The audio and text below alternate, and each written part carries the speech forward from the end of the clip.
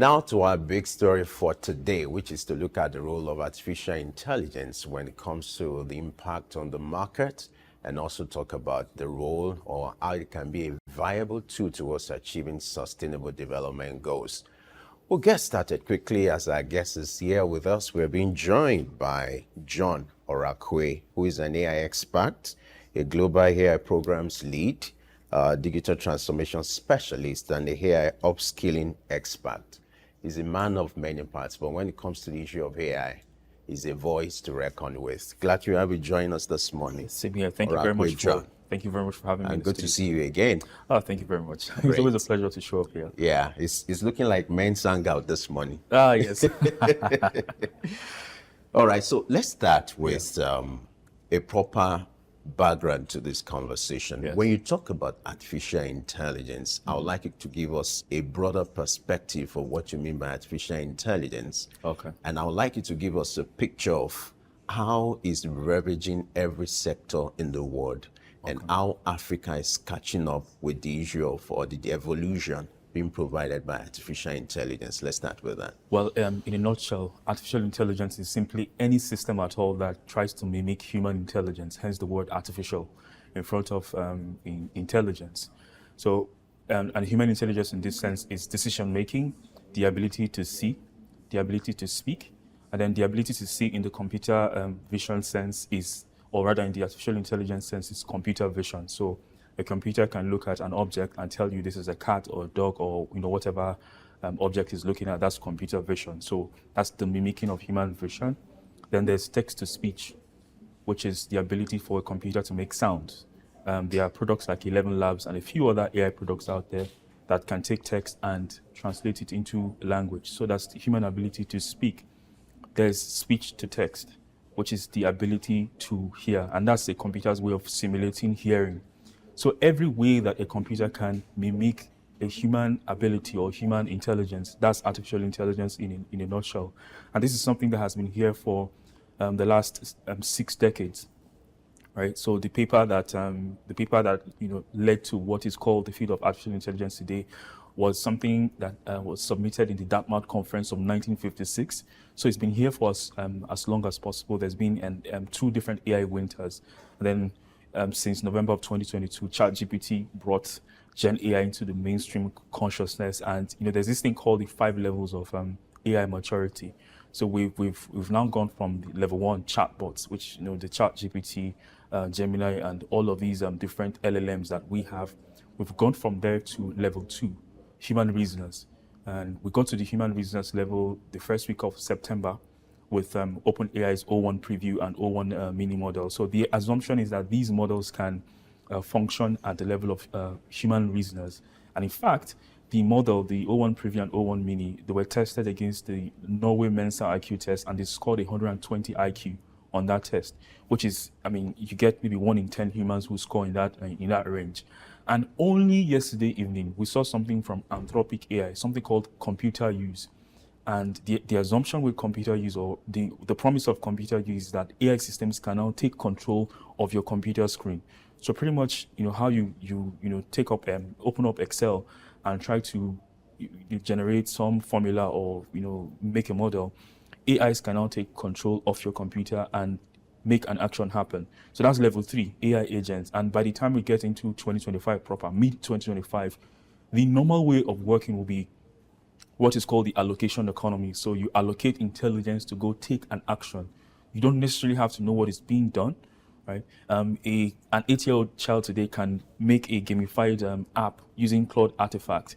They don't have to know how to code, right? So at level 3 agents, beyond level 3 agents, you have level 4 innovators, which are AI systems that don't necessarily have to that can generalize well in the world. So what they can do is generate new knowledge. So what they haven't seen in their training data set, they can use those things and actually generate new knowledge. Then at level 5, autonomous organizations is when we have AI systems that can do the work of an entire organization. So think of a bank, but it's entirely run by AI, no humans involved. So these are all the different levels. So every conversation we're going to have would look at all of these different levels. We're now at I would say level 2, right? The AI agents territory. So every conversation we're going to have about SDGs and even the financial markets, we look at all of these different levels and how we function at all of them. So that's in a nutshell is AI. Okay. Now, I also want you to still dwell on the second part of my conversation or question, which has to do with where Africa is in all this. How is Africa catching up? What level are we? So, I mean, we're all adjusting because it's a knowledge work revolution, and everybody has to play along, or you get left behind. So we have Nigeria specifically. We have an AI strategy, which the current minister reworked, because we had it before and then he reworked it just to update it and make it more relevant. And then a few other countries around the continent have their own AI strategies. And with the help of development partners and as many private sector even, right, who are moving really fast with this. I know that there are telecom companies in the country today that have AI integrated deeply into how they work. Right, the Yellow Network and a few other people are already very AI native. So where we are, we have an AI strategy. Individually, a lot of people already use this. Students on campuses use ChatGPT for their work. A lot of professionals within enterprise spaces use it for their work. But when it comes to global ranking of the countries that are most AI proficient, we do not rank in the top 20. So Tortoise Media released something, a report some weeks back. The US, the UK, and Singapore ranked as the top 3 countries in the use of AI. So we still have a lot of awareness to do, because I do these AI workshops, and in the last 2 weeks I was at the Civic Center, a hell of about 200 people. I asked a question: so how many of you have used a Notebook LM? It's a product from Google to do rapid to do brainstorming, or how many have used Claude Artifact to do rapid prototyping? From a crowd of 200 people, only about 5 hands were raised. So there's still a lot of work to be done, to create awareness and to help people embed these tools into their day-to-day life. All right. Now let's look at this report released by the IMF that is raising concern as regards the impact of artificial intelligence on the financial markets, which the concern could be it could also deepen liquidity or also affect the issue of stability or make it more volatile. What do you think could be the impact of the adoption of artificial intelligence by the financial markets, which of course is in vogue anyway? Yes. But in your own assessment, what will be the impacts of that? Is it making the market more volatile or more efficient? What's your take? So it's a two-way thing. It's making the market more efficient, but we also see volatility. And one of the cases of volatility happened May 22nd of last year. So this it's now the account is no longer functional, but the Bloomberg news feed, not the official one. Somebody created a news feed, and because X, it's really easy for you to verify. All you have to do is pay and you get verified. They tweeted a picture of the Pentagon under attack, May 22nd. And because the algorithms pick up on markets, news from the market or news that affects the market, they saw that image. The algorithm saw that image, and there was a 25 basis point market swing. 25 basis points is about $500 billion, right? It was a flash crash event. And then what people noticed was that it happened immediately at the same time as this Bloomberg newsfeed tweeted this image. Now, because there was no awareness that it is possible that this could be a deep fake image, the market reacted to it, but immediately it was discovered that, look, this is a deepfake image, an AI-generated image. The market, quickly recovered. So in terms of volatility, definitely that's something that we've seen happen already one time, and this is on a market basis. Then if you take it down to a company basis, like how it can affect companies. February of this year, we saw the employee of a multi-billion-dollar company, Arup Engineering Services. This employee was hoodwinked into losing $25 million. This happened in Hong Kong, by the way. So they got first a call from who they thought was their CFO, and then they got a video call from the same CFO. But this was all deep faked, right? And then at the end of the day, what happened was that this person wired $25 million. Now, it's not every company that can absorb that kind of shock. Okay, so because they're a multi-billion-dollar company, it was easy for them to absorb this shock. But there are some companies that would be liquidated by that kind of loss. And if you take it down to individual business leader level, so we've looked at the market level, the company level, then the CEO level.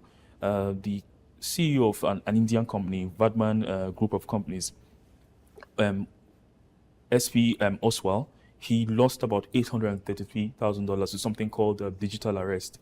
This was done using an AI deepfake. So if you look at it from all three levels, yes, it's going to drive efficiency, because I mean, if you go to Booth School of Business, they will tell you that AI is a superhuman at financial statement analysis, which is very core to investment and how the market functions. But then, despite this efficiency that you see, volatility on at the market level, at the company level, and at the business leader level is quite prevalent.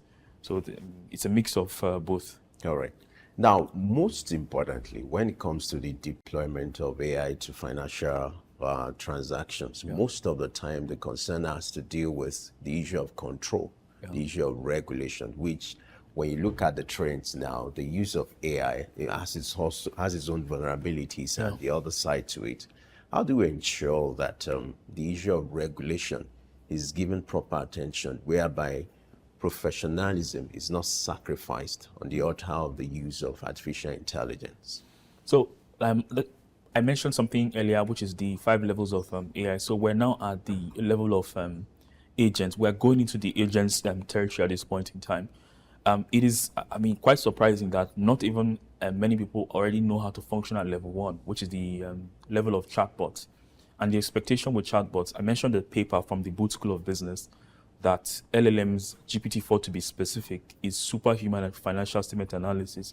The implication of that is that if you take a final year student of, let's say, the University of Nigeria or the Covenant University or University of Lagos, and you teach them how to do financial statement analysis with a large language model, GPT-4, they can be as proficient as someone who has done investment analysis for a very long time, right? So not enough people already operate at this level, talk less of going to the second level of using agents, which by all expectations in 2025, that's where we are going to be. So what needs to happen is that regulators, but especially the private sector, have to upskill as many of their employees as possible. That's the first thing that needs to happen. Level 1 chatbots, how do we work with these things to be superhuman as in as many activities as we can be? Then to prepare for level 2, the regulators typically innovation outpaces regulation. So what I expect is that the financial institutions learn how to function first at level 1, and then we're going into level 2. Whatever development teams they have in-house have to start to build solutions using Cloud API and computer use and what have you. But ultimately, the regulators have to still keep an eye on what is happening within the market. And why that needs to happen is because as much as humans are involved in the process of trading and using AI in the financial market, beyond level 2, where we're going, is beyond agents. When we get into innovators and even the autonomous organization territory, there's the expectation that we cannot keep up with the pace of the machines, right? And why that is because there's something called Kasparov's law of applied AI. So it simply states that is a human, a weak human plus an AI plus a well-defined process is much better than a strong AI acting alone, right? But this combination of a weak human plus an AI plus a well-defined process is equally better than a strong human, which is a very well-skilled professional, plus strong AI plus poorly defined process. So this just goes to underscore the fact that if you're able to properly define your process, how you create value within your business, and you integrate AI as much as possible into this process, then you can be really superhuman at your job. But then at the level where we get to AI systems that are really good, strong AI, that's what they're called, or AGI, we cannot really keep up with how fast they're able to think around issues in the markets or how they respond to market signals, which is something that the IMF reports actually noted. There could be opacity on how these things actually make their decisions. But for now, where we are, level 1, level 2, and level 3, so chatbots, human reasoners, and agents, the private sector has to be fully awake to its responsibilities, do what they need to do. And then regulators also have to keep watch and understand how these things are going, because this is not one of those times where innovation should outpace regulation. as much as the private sector are, capitalism would always want to make more profit. As much as the private sector is driving this innovation, regulators have to be fully awake, because this is unlike any revolution we've seen before. It's diffusing faster than anything we've seen before. All right, interesting. Now, still on the financial markets, now the concern is also the use of artificial intelligence replacing the need for humans. You talked about, having weak humans, super AI, and then an efficient process. Yeah. By the time you combine all this, it's looking at the driver of the process, which is the human aspect. You're using the word weak, which ought to be stronger. Are we going to have a situation where you have equipment, tools, machines replacing human, and then the concerns about job loss arise in the financial sector, whereby you discover that everything else is automated? There's no need to have human interactions with human engagement. What will you say about those concerns as regards a situation maybe may likely happen where you have machines replacing humans? Well, the honest truth is that there are jobs that will be lost. Many jobs will be lost, but I also understand, and I've seen situations where many new jobs will be created. There's a story that appeared in the BBC, a team of 60 professionals, 55 writers, 5 editors. 59 of them were let go, and only 1 editor remained. The job of the editor was to humanize the text that came from ChatGPT. And that happened because in March of 2023, GPT-4 crashed the cost of top decile GRE quality writing for 1,000 words. It crashed the cost from over $100 that you pay a human to do it in 2022, and in 2023 March, the price became just a little over $0.1. By the time Claude 2 showed up in April of 2023, the cost of 1,000 words top decile GRE quality writing, which is just business writing, crashed to just under $0.01. It would happen with many domains or many expectations or many tasks in knowledge work. But there's also something called Jevons paradox, which was observed during the second industrial revolution.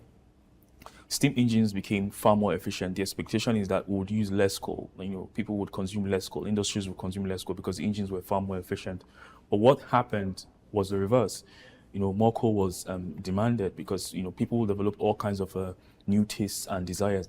So if these machines can be more efficient, why not use them to produce far many more things? And then there's also another story from Mexico. Someone somewhere. It's a collective of creatives.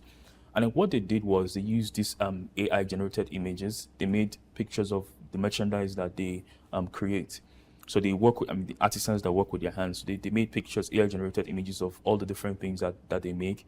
They put it up on LinkedIn, tagged Adidas and a few other brands. Surprisingly, in about 24 hours, the image went viral. A week after, they had a contract, right? And of course, the contract meant that all of the people within their group, within their creative group, had jobs for years, because people would crave things that other people make. And we've also seen that people care about what other people make, not necessarily what comes from an AI system. So regardless of how the evolution goes, the expectation is that we will still crave connection with other people, right? There's still, desires. We'll still have desires and needs. So long as whoever is, whether it's in the financial space or anywhere else, as long as you have the ability to fulfill the, needs and desires of other people, then certainly you would always have something to do. Now, let's address the issue of cyber attacks and then manipulation risk. Before now, it's a big deal. And now that artificial intelligence is taking up the stage now, aren't we going to have, or are we not going to have a situation where you have smart hackers who are taking advantage of the tools or the efficiency provided by artificial intelligence to perpetrate this act? So what's your concern as regards the issue of cyber attacks and the risk to manipulation when you deploy artificial intelligence into a place like the financial market? Well, we've seen a sharp rise in cyber attacks. It's a worry, but then, when you have a tool like this, they are bad actors, they are good actors. The bad actors have certainly stepped up their game. The good actors have also stepped up their game. I mentioned 3 cases already. The deepfake, loss of or market swing of May 22 last year, the Arup Engineering $25 billion loss, and the Indian CEO who lost 833,000. One of the ways that I've seen the good actors respond is there's a smartphone today that can actually detect a deepfake. So if you're watching a deepfake video on YouTube, or you get a call and it's a deepfake video that someone is trying to use to speak to you, it will tell you that this is a deepfake. That's the Honor Magic V3. And in fact, the expectation is that by 2025, many of the smartphones that are going to have, many of the flagship smartphones are all going to be able to detect AI deepfakes. It is necessary because last year alone, the world lost about $1 trillion to scams, cyber scams. The next version of the Android OS, which billions of smartphones use, has something called Gemini Nano integrated into it. So when you get a call from whoever and the voice is AI generated, it would actually tell you that this voice is AI generated. Or if the conversation is going in a way that leads to that could lead to a scam, it will tell you that this is something that could lead to a scam. So as much as the bad actors are upping their game, the good actors, the people who the incumbents like Google and a few other people, are stepping up their game to ensure that less people are hoodwinked by all of these people who want to exploit these new tools of creation.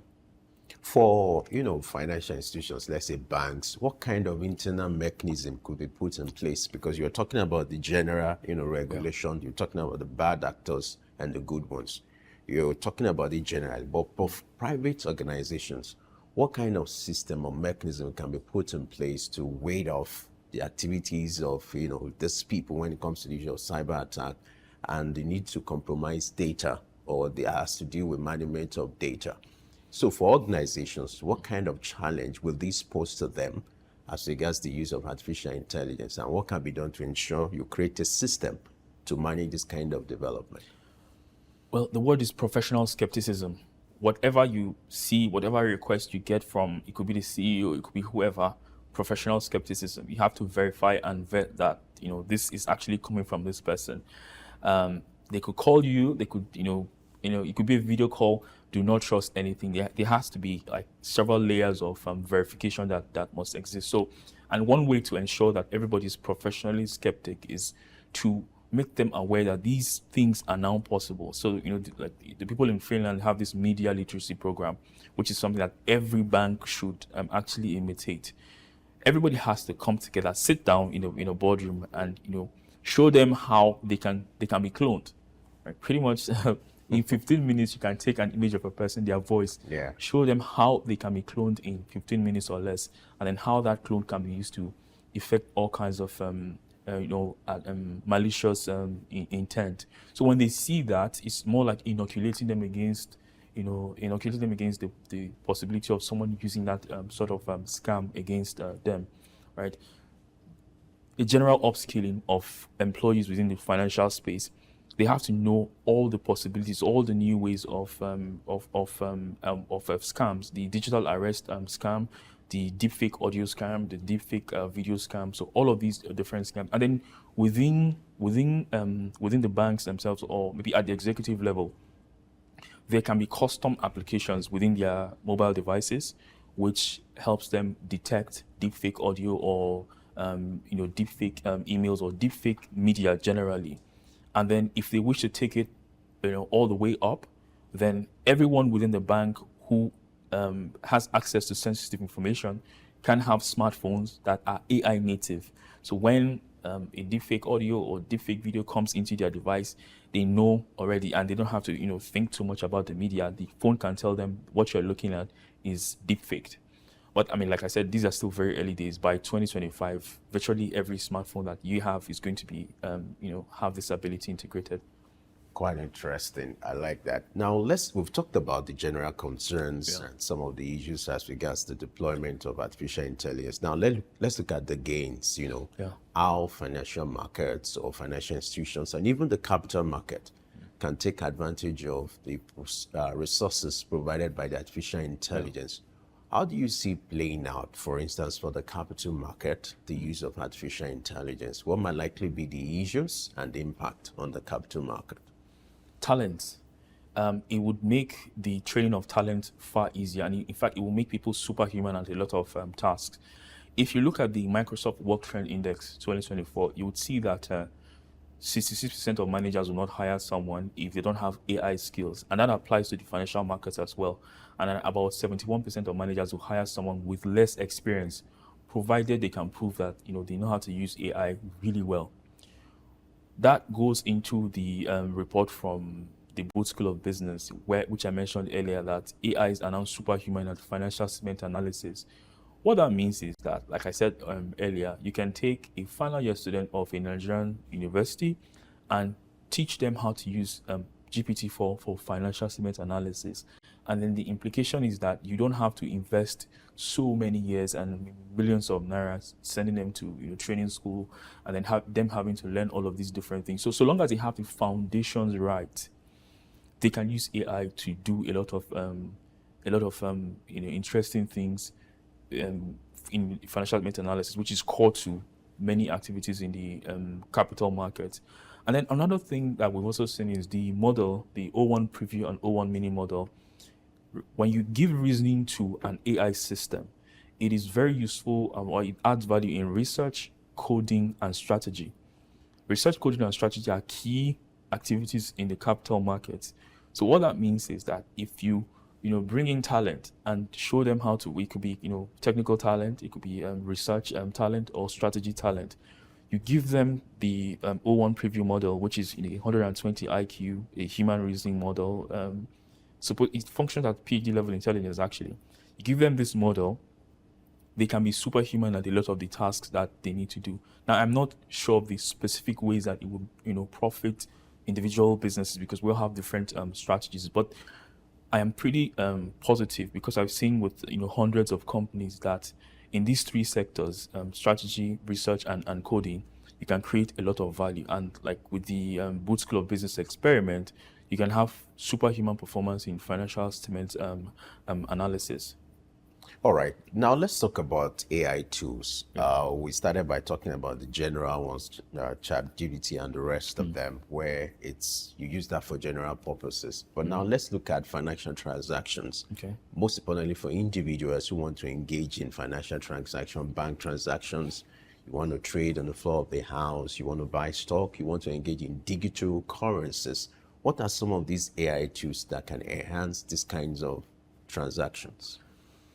So the best way to go about this, to discover tools, is there's a website called there'sanaIforthat.com, right? And on there'sanaIforthat.com, you have at least... I hope we are not running promo for that. No. So it's a general directory. Yeah. It's a general directory which anyone can go to. And there are over 19,000 tools on that website, right? And so what you can do is search under investment, right? You would find hundreds of tools that can aid your investment journey. There are a couple of them, because there's a program we have called AI Investment Research, right? Which it's just the idea of automating hedge fund processes. So in that program, there are at least 10 different tools that we've seen, right? Which can be used by people. But the best way to go about this is go on that website, discover the tools yourself, and then just test out as many of them as possible, because the best way to actually operate in this moment that we are is just have an R&D mindset.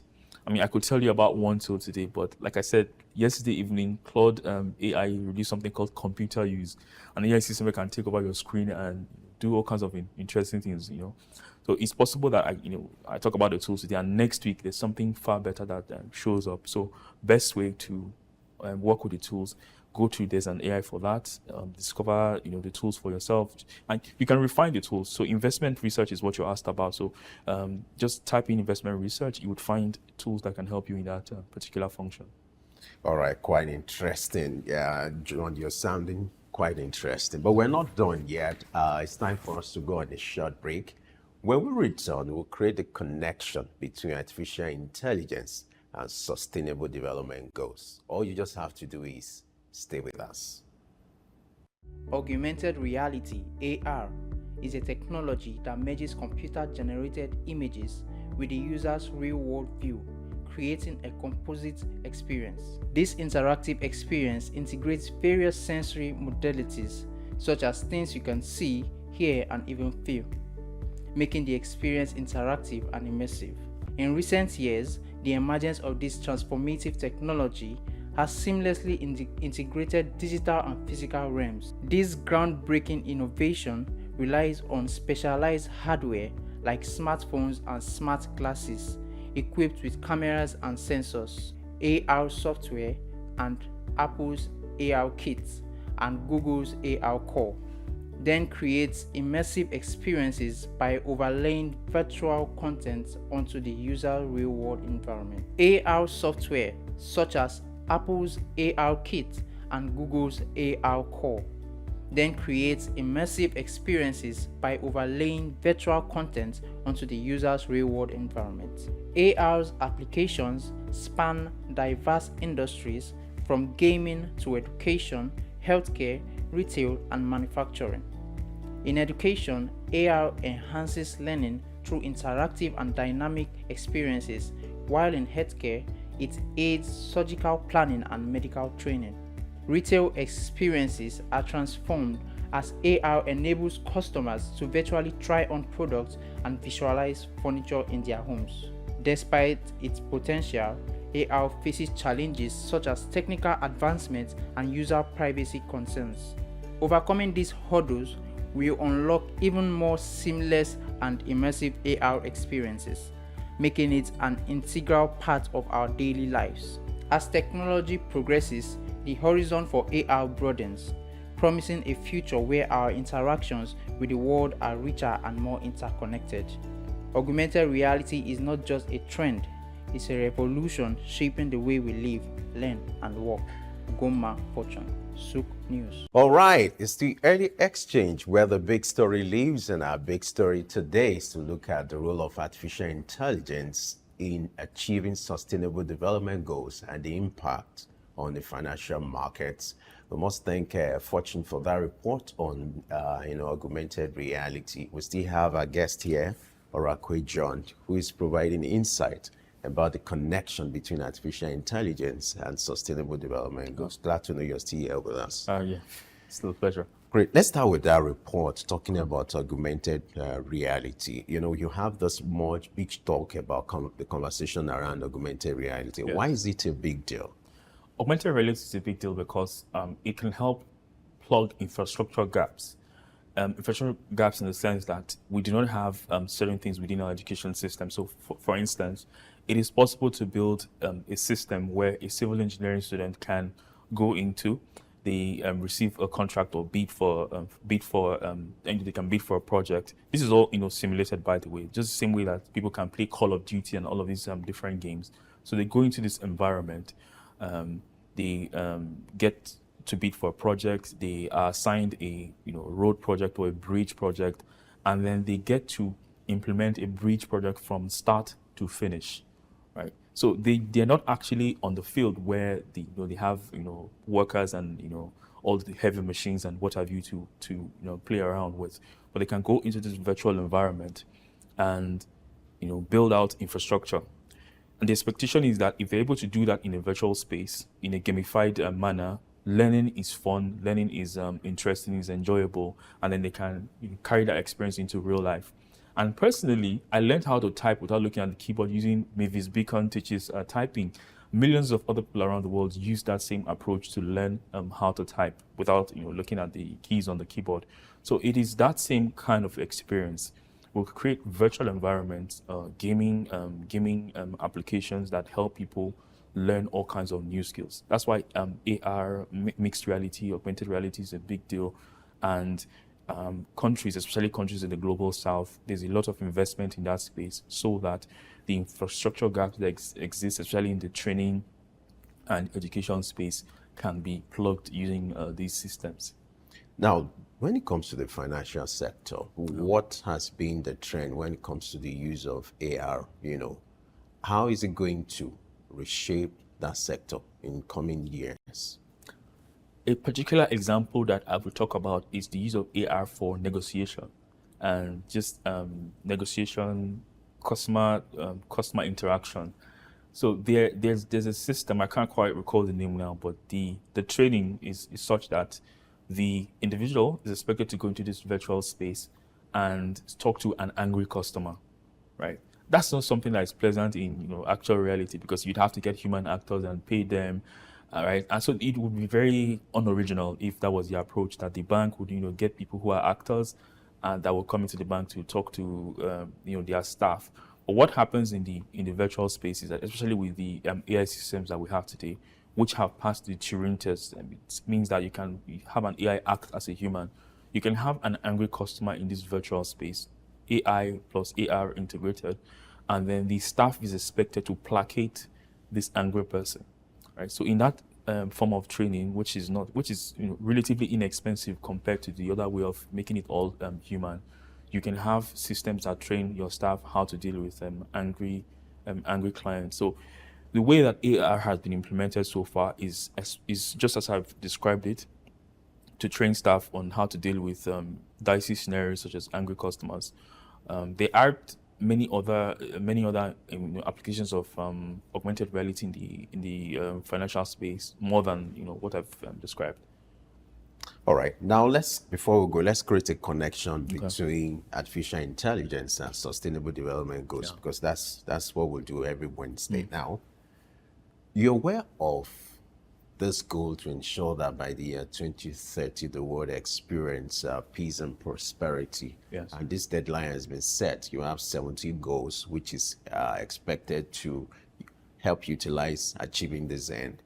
Now, what would be the impact of artificial intelligence in all this? What would be the role of artificial intelligence in helping to achieve this goal slated for the year 2030?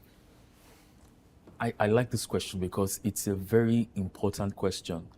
We're looking at a revolution that is bigger than anything that we've seen before, we're also in a very dicey situation. And I say this because between 1820 and 1950, the world's GDP did a 10x, right? So it went, times 10.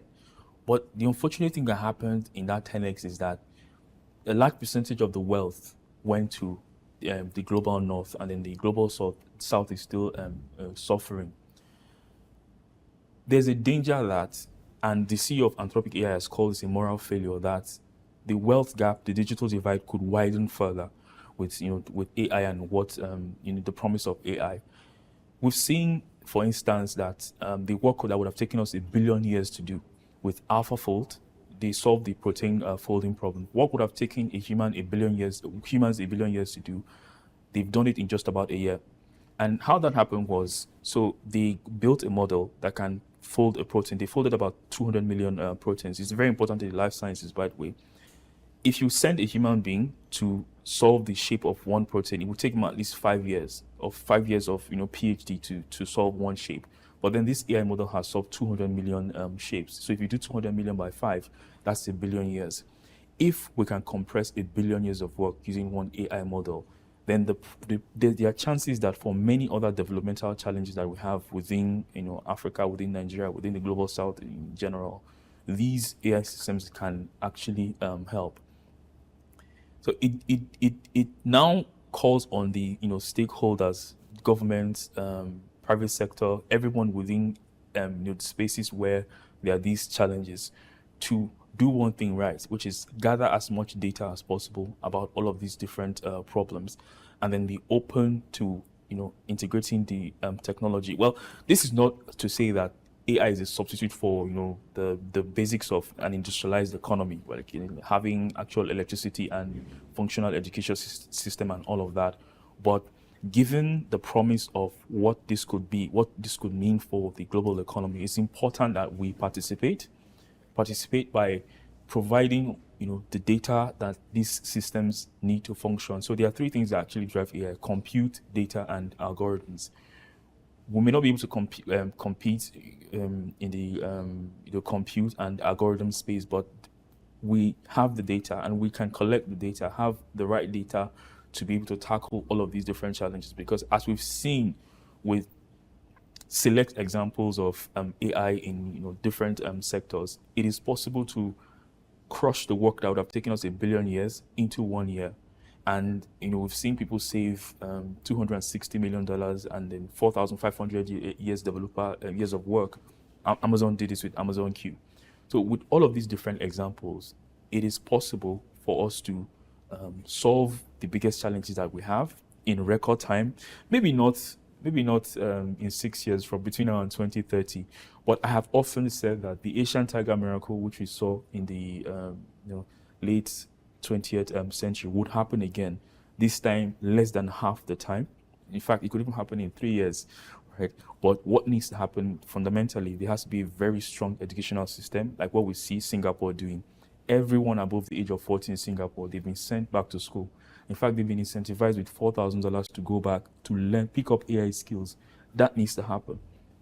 We've seen in South Korea, AI textbooks, Jet AI has been used to reimagine how textbooks are so that people interact with the textbooks. The same way we're having a conversation now, people would have conversations with their textbooks. That way, the knowledge is a lot more natural, is retained, because something, you had a conversation about it. You didn't just hear from your teacher. So we need to look at all of the different activities that people are doing around the world. From Singapore, we'll pick the lessons from there. From South Korea, pick all of these different lessons and start to actively reimagine fundamentally education. That's what needs to happen, and of course ensure that we have rule of law, right? So all of these things need to happen, and then I'm pretty positive that yes, AI systems can help us surmount many of these development challenges that we have. Over the years, you've had this disparity or the divide between the global north and the global south, and now when it comes to the issue of artificial intelligence, it's also obvious, just like you said. But let's address some of the issues that are peculiar to the global south when it comes to the issue or the adoption of artificial intelligence, and what can be done to ensure that the global south is just catching up, but it's making headway when it comes to the fusion that should happen between artificial intelligence and sustainable development goals. What are these critical issues that should be resolved? So I mentioned the three drivers of AI compute, which is the hardware, the NVIDIA chips that we need to build. They're called AI factories, right? So one AI factory would cost at least $2 billion to set up. There's no AI factory on the continent at this point in time, which is because of how much you need to actually set up one. Then the second driver of AI is data. You need a lot of data to train these systems. There's a model it's called the Chief model from Harvard Medical School. The amount of data needed to train that model, which can detect different kinds of cancer, is about 44 terabytes of medical data that was used to train that model. Now we have data within different African countries, just that it's siloed in most cases. Then the third component is algorithms. Algorithms are made by researchers, AI researchers, AI engineers that are in all of these different AI labs, and then their work is to create improved algorithms to drive AI development. In fact, there's something called algorithmic progress. Every 18 months, algorithmic progress, the amount of progress that is made, the improvement done to algorithms equals to doubling of compute budget, right? So just with the right level of talent, you can double you look like you're doubling your compute budget, right? So where we have something at this point in time is the data aspect of things. But what I've seen is that a lot of the data mining operations or data harvesting operations are actually funded by development partners, not even our own local governments or governments of the global south. That needs to change. More governments need to understand the value of the data they have within within the different spaces. The trend has been the global south depending on the global north. Yes. For this kind of infrastructural backup. Exactly. Yeah. So what needs to happen is that more of our governments need to understand the value of the data that we have, invest in not just the data, but invest in the compute aspect of things. Because what about the expertise to achieve that? Yes. So do we have that? So the expertise is the algorithms, side of things. So compute data algorithms. The people who make the algorithms are the AI researchers, the AI talents that work on these systems, and of course the AI engineers as well, right? Because you can have the model, but you need someone who can make API calls to that model and build out a system that actually creates and captures value on behalf of of a business, right? So we can start from where we have strength, which is the data part of things, and then actively invest in compute. That is the hardware that we need to make this run. And that is important. The investment in hardware is important because there are certain applications that you cannot ship to the cloud. You can't have medical data for the Nigerian population going to the cloud. If the government decides to build something, it needs to be resident within the country. Same thing with military applications. You can't have sensitive military data going into the cloud. It needs to be localized, which is why we need to invest heavily in that first component of AI, the compute, the hardware. I've already mentioned data, and of course, what needs to happen also is algorithms. That we have to incentivize talent. We have to incentivize people to go into that field and become AI researchers. We have to train AI engineers. And one way that is already being done, the Federal Ministry of Information and Digital Economy, I do know that they set up a community of practice. And then the idea of that community of practice is that diaspora talent, Nigerians in diaspora who are already AI researchers, AI engineers, who are, movers and shakers in the AI space, get to interact with local talents, local researchers, local AI engineers, and that way they exchange information and know-how, and then we're able to bridge somewhat the gap that already exists. Of course, it wouldn't be as bad as it was before the creation of that community of practice. Hopefully, when that community achieves what it is, it was set up to do, then I do think that there will be a lot of value from having them, help the ecosystem. All right. Let's just wrap up with this question. Let's come to Nigeria now. Yeah. Looking at the deadline set for Committee of Nations, which is 2030. How do you think Nigeria will, scale up in terms of performance and preparation for the year 2030? You just have 6 years away. If you're in position to advise the federal government, or you're with the minister and you're put on the hotspot, just like I'm putting you on the hotspot now, talk about one or two things, critical things you think the Nigerian government should focus on in order to be able to catch up or even be having headway when it comes to the deadline set for this goal, which is year 2030. Quickly. So I'll focus on just the education system. That's the only focus. That's the only thing I'll focus on. A way to reimagine the entire education system such that it's something that is available to as many out-of-school children as possible, because the number of out-of-school children that we have today is almost equivalent to the number of people who could be problems in society tomorrow, and we have a lot of people who are out of school. So a way to reimagine education to the degree that we provide digital options, smartphones and what have you, to all of these people who are out of school, and they find education interesting. Pretty much like what South Korea is doing. Gen AI is used to reimagine how education is done in a gamified manner. Something like that needs to happen, and it needs to happen urgently. Targeting the out-of-school people and then those who are also in school. And why I say this is, the developed nations, the AI adoption is really fast because they have an aging population, and, well, a country like Japan, for instance, is even incentivizing people to date and marry so that they don't experience a population collapse.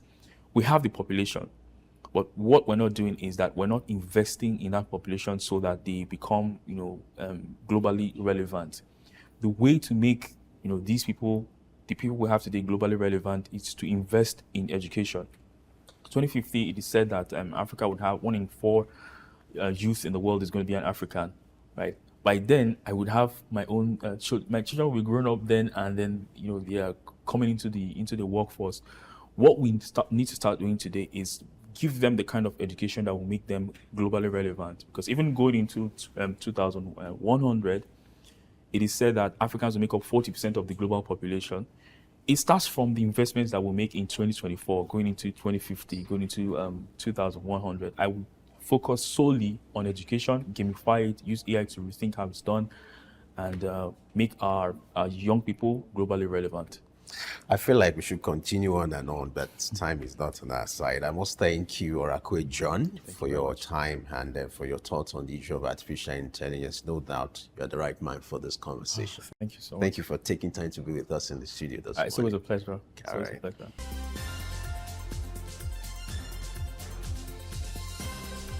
Early exchange, shaping policy, advancing development.